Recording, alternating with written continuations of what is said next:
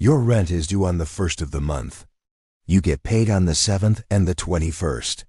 Your car insurance auto-drafts on the 3rd. Your electric bill is due on the 15th. Your phone bill is due on the 10th. You make enough money to cover all of these bills. If you could just pay them when you get paid, you'd be fine. But you can't, because the bills are due on different days than when your money arrives. So on the 3rd, when your car insurance tries to draft, you have $40 in your account. The payment bounces. You get a $35 overdraft fee from your bank and a $25 insufficient funds fee from your insurance company. $60 in fees. Not because you didn't have the money. You get paid in 4 days. You have the money coming. You just don't have it right now. And right now is when the bill is due. If you've ever looked at your bank account and thought, I make enough money to pay my bills, so why am I paying all these fees? This video is for you. Because there's a trap built into the structure of when you get paid versus when bills are due. And that trap costs low-income workers thousands of dollars per year in fees that wealthy people never pay. Today we're going to break down exactly how the paycheck timing trap works, how much it's costing you, and why the system is designed this way. Let me tell you what this feels like.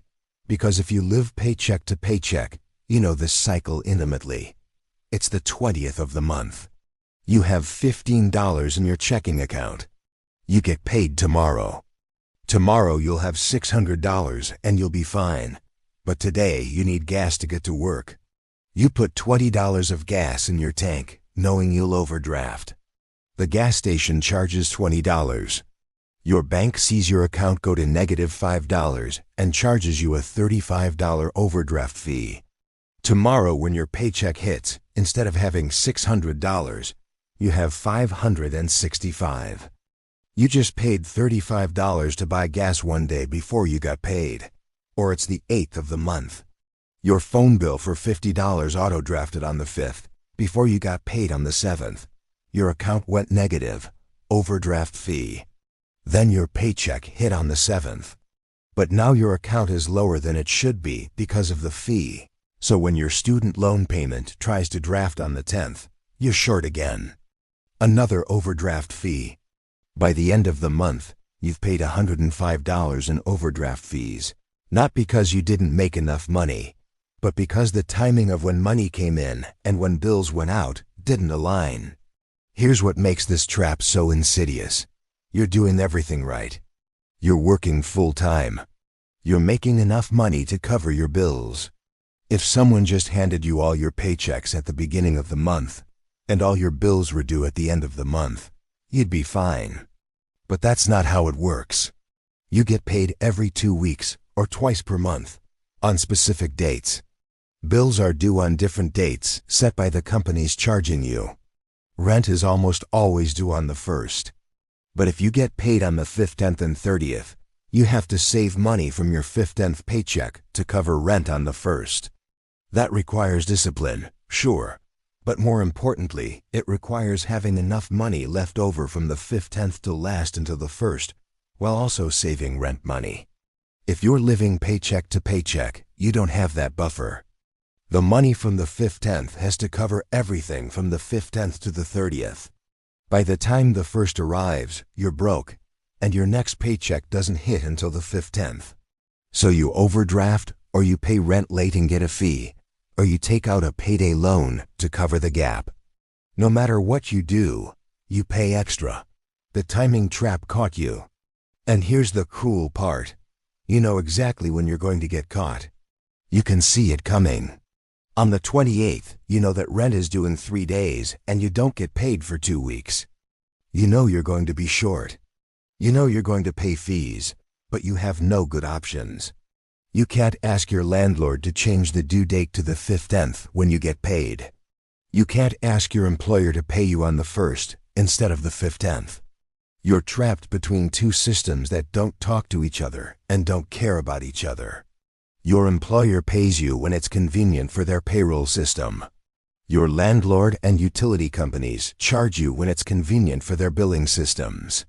Nobody is thinking about whether these dates align for you. And the result is that you, The person with the least money and the least power pay the price for the misalignment. You pay fees, you pay interest, you pay penalties, all because of timing, not because you're irresponsible, not because you don't make enough, because of timing. Let me show you the math, because once you see the numbers, you'll understand why this is such a massive wealth transfer from poor people to banks and corporations.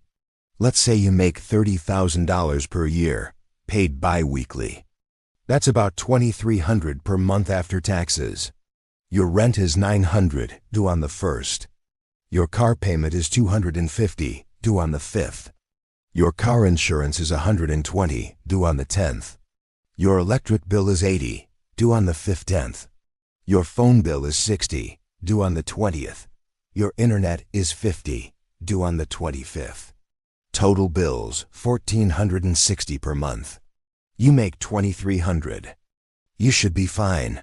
But here's how the timing plays out. You get paid on the 7th and the 21st of each month. On the 1st, rent is due, but you don't get paid until the 7th. You don't have $900. You overdraft, $35 fee. On the 5th, your car payment is due. You still haven't been paid. You overdraft again or the payment bounces. Another $35 in fees. On the 7th, you finally get paid. Let's say you got $1,150. You now have $1,150 minus $70 in overdraft fees. You have $1,080. You pay the rent that already tried to draft, $900. You pay the car payment, $250. You're now at negative $70. You overdraft again, another $35 fee. On the 10th, insurance tries to draft. You're already negative. Another fee. By the time your next paycheck hits on the 21st, you've paid $140 in overdraft fees in just one pay period. Let's be conservative and say this happens not every pay period, but once per month. That's $140 per month in overdraft fees. Over a year, that's $1,680, just from the timing trap. Not from overspending, not from buying things you can't afford. From the fact that your bills are due on dates that don't match when you get paid. Now add late fees. If you can't cover rent on the 1st and you pay it late on the 7th, many landlords charge a $50 to $100 late fee.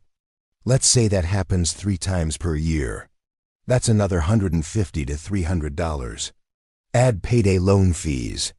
If you're really stuck and you need to borrow $200 to cover the rent timing gap, and you take out a payday loan at a typical fee of $15 per 100 borrowed, that's $30 in fees. If you do that twice per year, that's $60.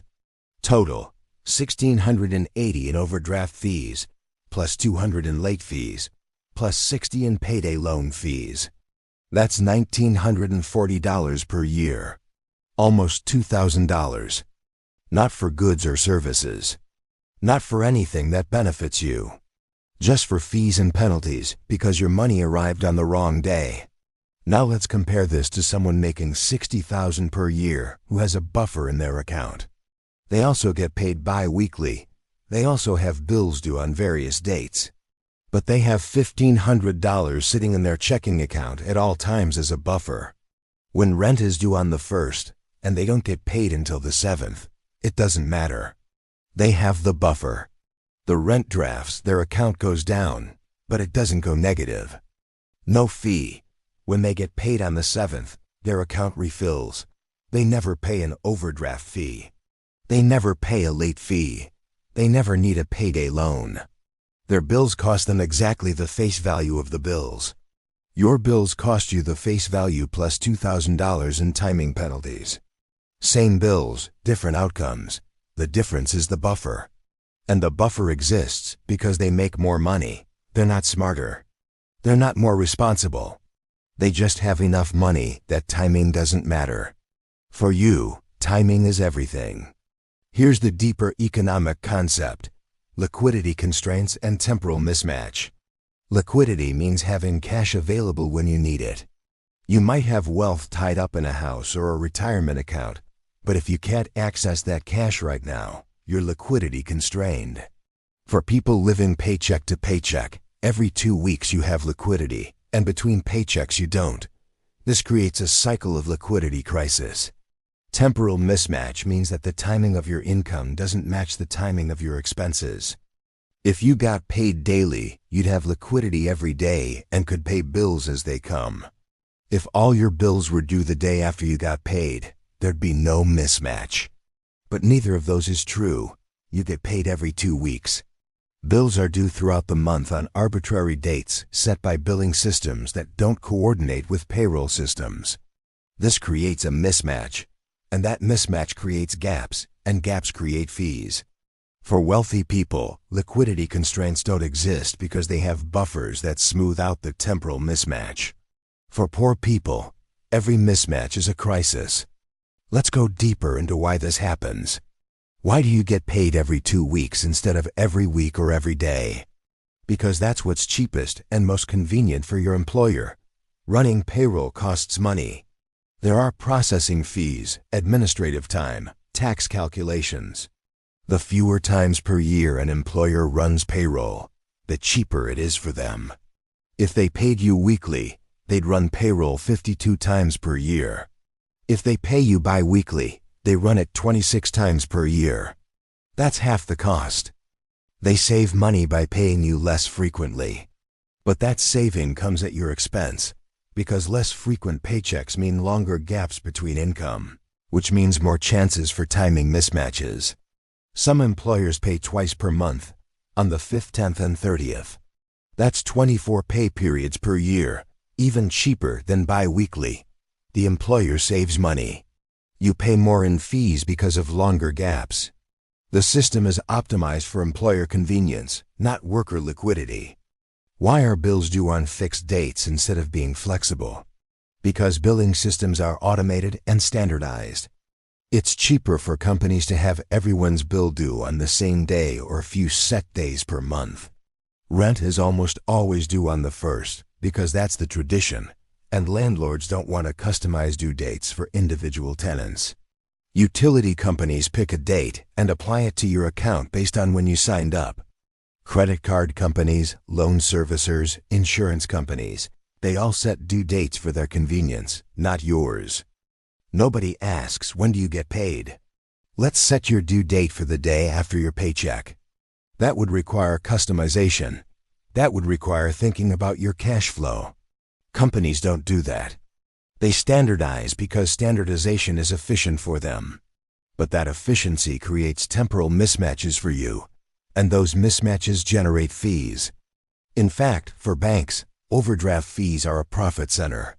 Banks made over $8 billion in overdraft fees in a recent year. $8 billion. And studies show that the majority of those fees are paid by a small percentage of account holders, the people who overdraft repeatedly because they're living paycheck to paycheck. You're not a customer to be served. You're a revenue stream to be optimized. Here's how the system works at a deeper level. Banks offer overdraft protection, which sounds helpful but is actually a trap.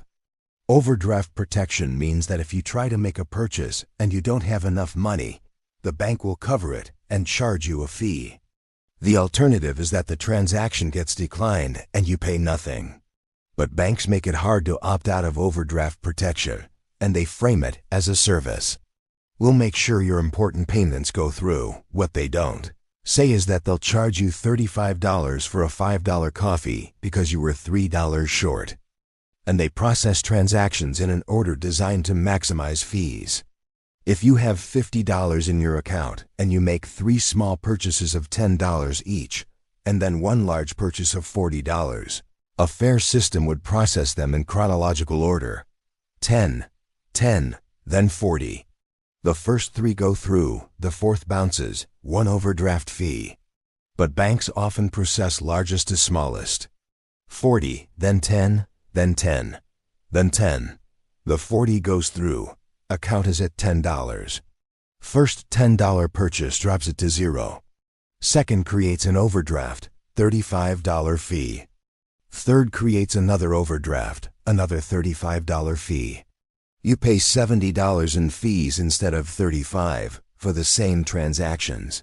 This is intentional. It's designed to maximize fee revenue. And it's legal. Payday lenders exploit the same timing trap. They know exactly when low-income workers get paid because pay cycles are predictable. They offer loans timed to be due on your next payday. You borrow $200 to cover rent on the 1st. You pay it back on the 7th when you get paid, plus $30 in fees. The fee is 15% for 1 week. That's an annual percentage rate of over 700%. But you need the money right now, and you'll have it next week, so you take the loan. Then next week when you pay back the loan, you're short for the next cycle, so you take out another loan. The payday lender has you in a cycle. They're exploiting the temporal mismatch. They're providing liquidity when you need it and extracting enormous fees for that service. And they can do this because there's no other option. You can't wait for rent. You can't move the due date. You need cash right now. They provide it at predatory rates. The timing trap makes their business model possible. Even subscription services and automatic payments exploit this. Netflix drafts on a specific date. Spotify drafts on a specific date. Your gym membership drafts on a specific date. If you signed up for all of these at different times, they all draft on different dates. You might have 5 subscriptions drafting throughout the month. If one of them drafts on a day when you're short, you get a fee. Companies love Overdraft because it guarantees payment and reduces their collection costs. But it increases your risk because you can't control when the payment goes out. You can cancel the subscription, but if you forget or if you're relying on the service, it drafts and you pay the fee. The convenience for the company is a trap for you. Here's why this is structural and not your fault. The entire system of bill payments and payroll is designed without consideration for people who have no buffer. It's designed by people who have buffers for people who have buffers. If you have $1,000 in your checking account at all times, timing doesn't matter to you. Bills can come out whenever. You'll never overdraft. But if you're living paycheck to paycheck, timing is everything. And nobody designing these systems is thinking about paycheck to paycheck workers. Employers think about payroll efficiency and tax compliance. Billing companies think about processing costs and collection rates. Banks think about fee revenue and risk management. Nobody is thinking about the worker making $30,000 a year who gets paid on the 7th and has rent due on the 1st. That person falls through the cracks, and those cracks cost them $2,000 per year. There's also a racial and class component to this. Overdraft fees and payday loans disproportionately affect Black and Latino workers, who are more likely to be in low-wage jobs with irregular schedules and no savings buffer. The timing trap isn't explicitly racist, but it functions as a wealth extraction mechanism that falls hardest on communities of color, because those communities have been systematically denied access to wealth accumulation. If your grandparents couldn't buy a home because of redlining, and your parents couldn't build equity, you don't inherit a buffer. You start with nothing. And starting with nothing means the timing trap hits you harder. It's a generational poverty mechanism disguised as a neutral billing system. So what can you do? Let's start with individual strategies, then systemic solutions. First, if possible, switch to a bank or credit union that doesn't charge overdraft fees. Some online banks have eliminated overdraft fees entirely. Chime, Ally, Capital One 360, others. They won't let you overdraft. The transaction just gets declined.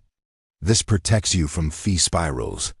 It's not ideal because you still can't buy gas if you're short, but at least you're not paying $35 for being short. Second, opt out of overdraft protection at your current bank. By law, you can do this for debit card transactions and ATM withdrawals. If you opt out, those transactions will be declined if you don't have funds, but you won't be charged a fee. Automatic payments like rent and bills can still overdraft, but at least your daily purchases won't. Third, try to build even a tiny buffer. I know this sounds impossible when you're already short every month, but even $50 sitting in your account at all times can prevent one overdraft fee, which saves you $35, which is a 70% return on that $50 buffer. If you get a tax refund or a windfall, don't spend it all. Put some in your checking account as a buffer. Fourth, align your bills with your paycheck dates where possible. Some companies will let you change your due date if you call and ask. If you get paid on the 7th and 21st, try to get your bills due on the 8th and 22nd. Not all companies will do this, but some will. It costs you nothing to ask and could save you hundreds in fees. Fifth, use paycheck advance services carefully.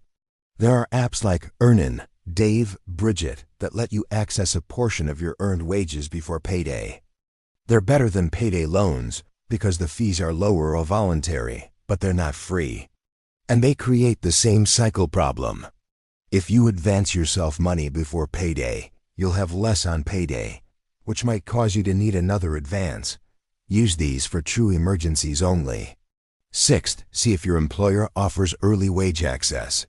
Some companies now offer programs where you can access your earned wages daily instead of waiting for payday. This eliminates the timing trap entirely. If you worked Monday and earned $100, you can access that money Monday night. Bills can come whenever because you have continuous liquidity.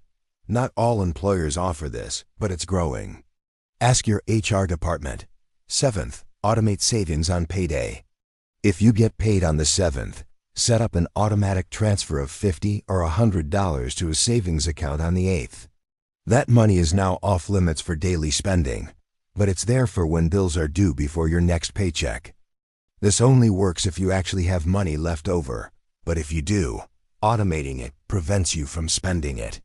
Eighth, use a budgeting app that tracks when bills are due versus when you get paid. Apps like YNAB or Every Dollar can show you visually where the timing gaps are.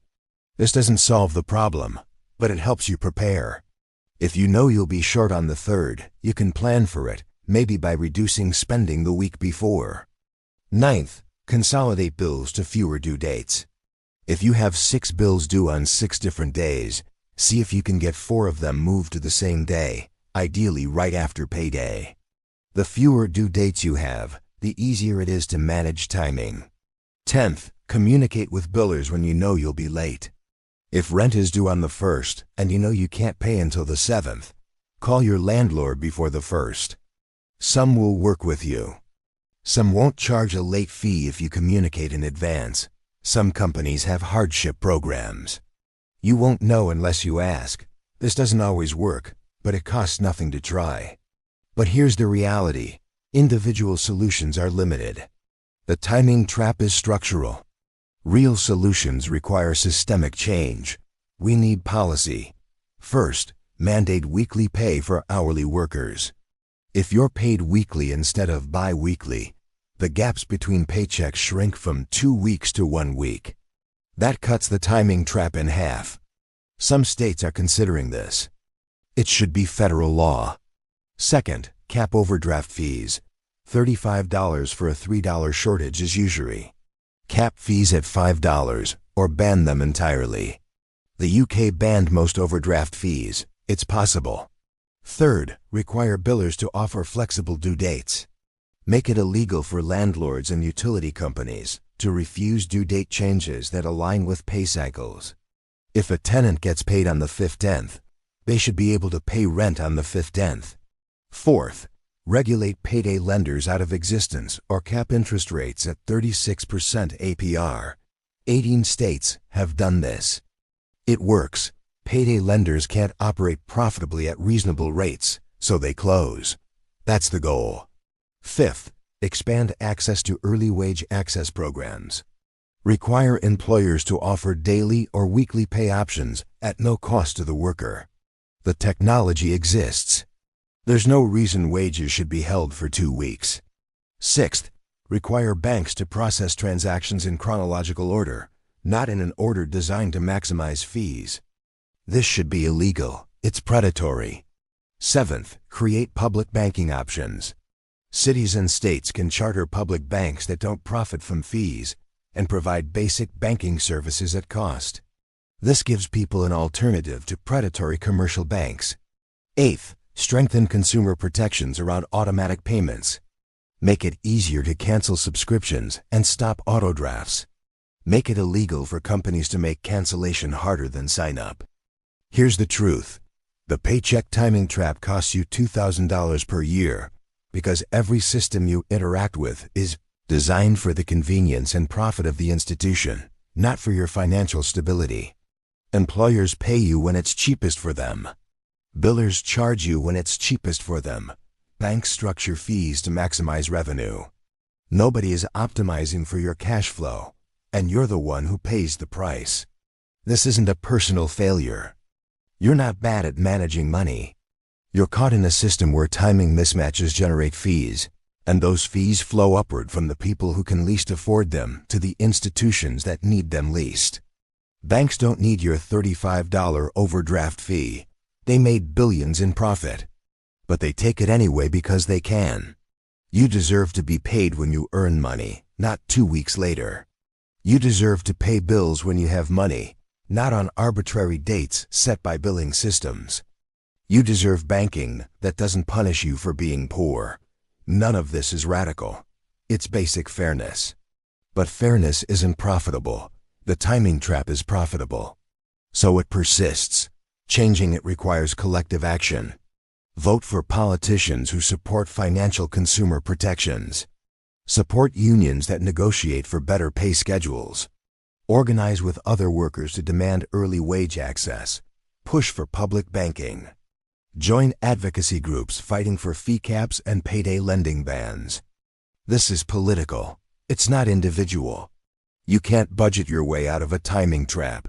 You can only change the rules. And in the meantime, do what you can to protect yourself. Switch to no-fee banks. Opt out of overdraft protection. Build any buffer you can. Ask for due date changes. But know that even if you do everything right, you might still get hit with fees because the system is designed to trap you. That's not your fault. That's the trap. And the only way to truly escape is to break the trap itself. $2,000 per year is what the timing trap costs you. That's $2,000 that could go toward building a buffer, saving for emergencies, or investing in your future. Instead, it goes to banks and payday lenders as profit. They get richer, you stay trapped. That's not an accident. That's the business model. See it clearly. Name it honestly. Fight to change it. Because you deserve better than a system that charges you money for being paid on the wrong day.